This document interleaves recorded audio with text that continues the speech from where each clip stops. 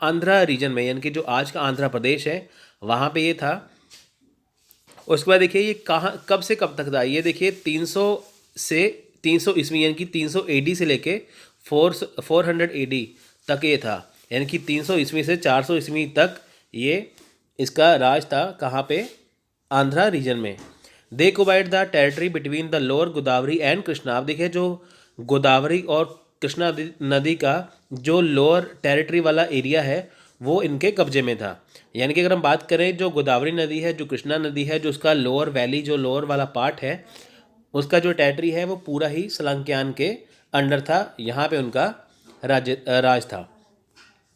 They are same as Ptolemy श्लेकन कोई।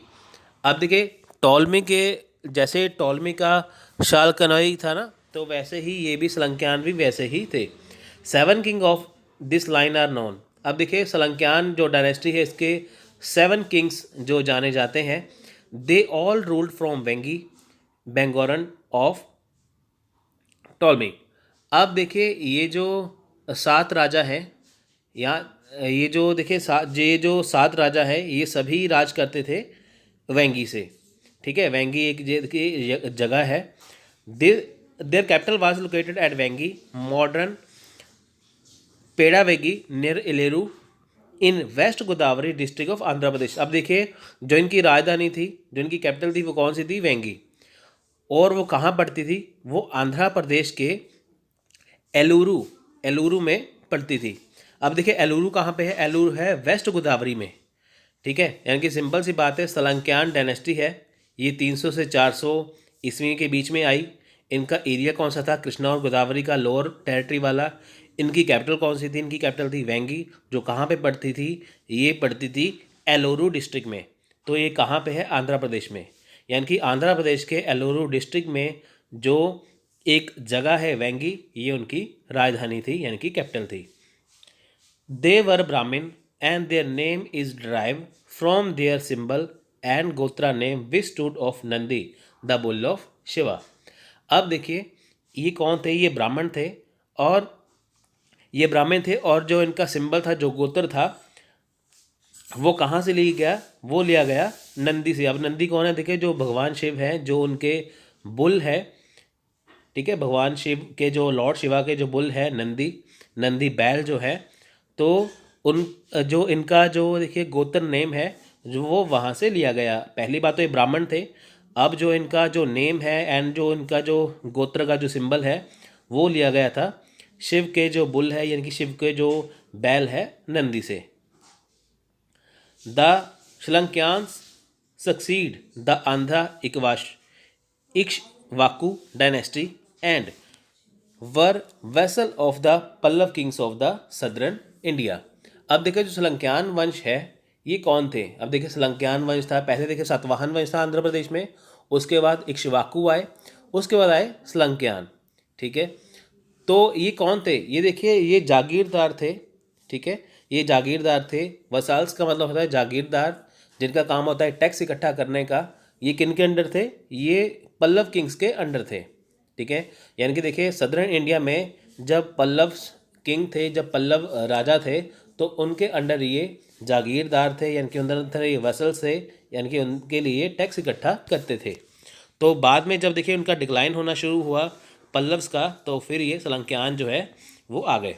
During their time the script of for Telugu and Kannada became to clearly separating from that of the other south Indian and north Indian languages.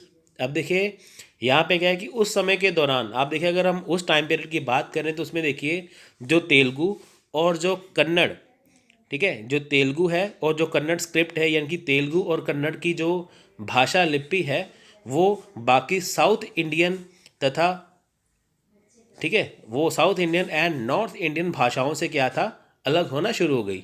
यानी कि अगर हम बात करें Telugu language की, अगर हम बात करें यहाँ पे कन्नड़ लैंग्वेज की स्क्रिप्ट की, कन्नड़ लैंग्वेज की लिपि की, वो दक्षिण भारतीय यानी कि साउथ इंडियन और उत्तर भारतीय यानी कि नॉर्थ इंडियन जो लैंग्वेज है उससे अलग होना शुरू हो गया था।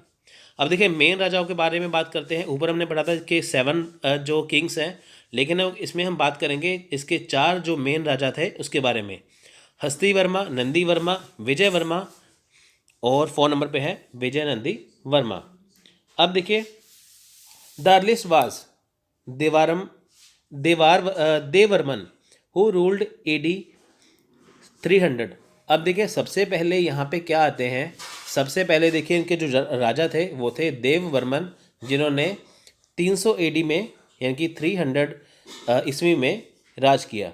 ही परफॉर्म एज अश्वमेध सेक्रीफाइस। अब देखिए इन्होंने अश्वमेध यज्ञ करवाया था। अश्वमेध यज्ञ जो है आपको पता है कि एक जो घोड़ा है, एक हॉर्स है, वो छोड़ दिया जाता है तो जहाँ पे घोड़ा जाके रुकता है और वो सारा एरिया वो उस राजा के अंडर आ जाता है, तो बाद में उसी घोड़े की बलि दी जाती है, तो वो होता है अश्वमेध यज्ञ। तो क्वेश्चन आ सकता है, बताइए कि किस राजा ने अश्वमेध यज्ञ करवाया था, तो वो है देववर्मन। ये किससे रिलेटेड है, सलंक्यान वंश से। The next known king is Hastivarman one who was defeated and reinstated bye Samudragupta. अब देखिए जो अगले राजा है वो कौन थे, वो थे हस्तिवर्मन प्रथम या हस्तिवर्मन वन, जिसको हरा दिया था समुद्रगुप्त ने। यानी कि समुद्रगुप्त ने सलंक्यान वंश के हस्तिवर्मन वन को हराया था। He was succeed by Nandivarman who was succeed by Hastivarman two. इनके बाद देखिए यानी कि हस्तिवर्मन वन के बाद आते हैं नंदीवर्मन, उनके बाद आते हैं हस्तिवर्मन द्वितीय। अब देखिए हस्तिवर्मन के बेटे हैं नंदीवर्मन, नंदीवर्मन के बेटे हैं हस्तिवर्मन टू। हस्तिवर्मन 1 और 2, जहाँ पे आपको 1 और 2 का लिखा है तो वहाँ पे आप बिल्कुल चिंता मत करिए। ऐसा नहीं था कि उनका नाम हस्तिवर्मन 1 था, उनका नाम हस्तिवर्मन 2 था, ऐसा नहीं था। अब देखिए जो हिस्टोरियन है, जो इतिहासकार हैं, उन्होंने नाम सेम होने की वजह से उसके सामने 1 2 लगाया कि ताकि आपको कहीं पे पढ़ने में दिक्कत ना आए। अब मान लीजिए हस्तिवर्मन 1 है, 2 यहाँ पे लिखा है, अब यहाँ पे 1 और 2 ना लिखा हो तो नाम तो सेम ही है दोनों के, तो यहाँ पे कैसे पता चल पाएगा कि कौन पहले आया था।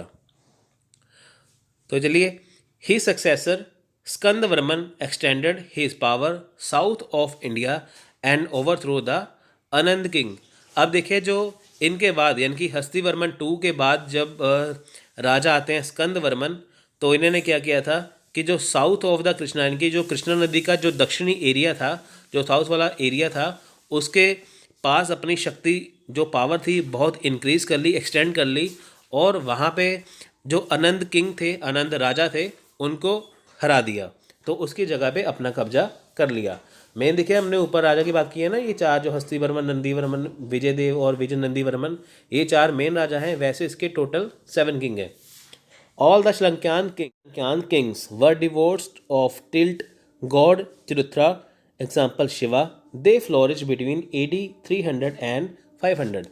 अब देखिए ये जितने भी राजा हैं यानी कि जब भी ये जो सारे जो स्लंक्यान जो डायनेस्टी के किंग्स हैं, ये सभी भगवान शिव के भक्त थे। अब देखिए भगवान शिव को यहाँ पे चित्ररथ लिखा हुआ है, ये भगवान शिव का नाम ही है, यानी कि ये चित्ररथ के या भगवान शिव के भक्त थे। तो क्वेश्चन आपको एग्जाम में आए कि सलंक्यान राजा किनके भगत थे, वहाँ पे भगवान शिव ना लिखा हो, चित्ररथ लिखा हो, तो वहाँ पे आप टिक करिए, क्योंकि ये चित्ररथ जो नाम है वो भगवान शिव का ही नाम थे। ये ब्राह्मण थे और भगवान शिव के भगत थे।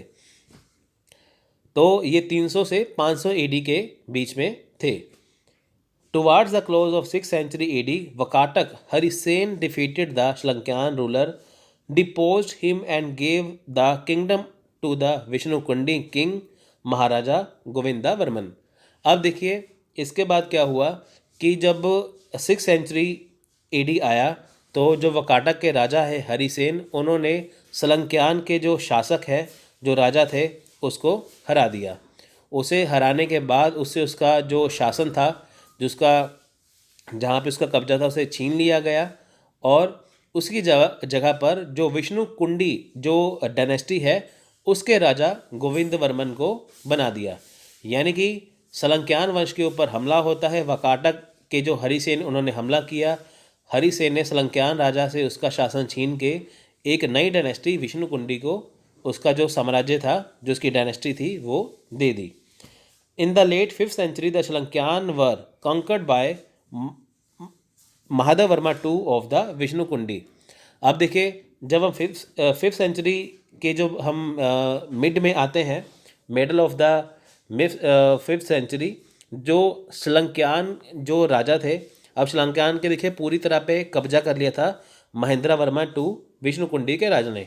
देखिए सबसे पहले हरिसेन ने जब श्रीलंकान के राजा को हराया और विष्णुकुंडी के राजा को उन्होंने उनका जो राज्य दे दिया, उसके बाद विष्णुकुंडियों ने क्या किया कि उन्होंने जो विष्णुकुंडी के राजा थे माधव वर्मन द्वितीय, उन्होंने क्या किया, उन्होंने सभी जितने भी श्रीलंकान शासक थे उनको पूरी तरह से हरा के पूरी तरह से अपना कब्जा आंध्र रीजन पे कर लिया। तो देखिए यहाँ पे ख़त्म होता है श्रीलंकान डायनेस्टी। इसके बाद हम अगले लेक्चर में बात करेंगे विष्णुकुंडी साम्राज्य के बारे में। So friends, I hope like this video. So मिलते हैं